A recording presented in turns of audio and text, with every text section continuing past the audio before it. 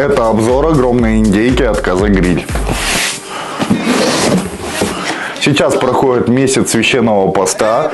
Казагриль прикладывают молитву. Также это на магнитик, чтобы вы запоминали и учились. Также есть финики и 2 бутылки воды. Огромная индейка, просто огроменная. 3 соуса, кетчуп и 2 сырных. Перчатки, салфетки, чтобы вы кушали и не заляпались. Срежем. Смотри, он просто разваливается, в принципе. Крыло индейки. Пробуем индейку. Вкусно, нежно, сочно, а главное, прям насыщенные травы пропитали эту индейку. Не знаю, маринад, но он обалденный. Это блюдо рассчитано от 8 до 12 человек. Также здесь гарниры есть. Я попробую картошку с сырным соусом. Вкусная, нежная, все четко.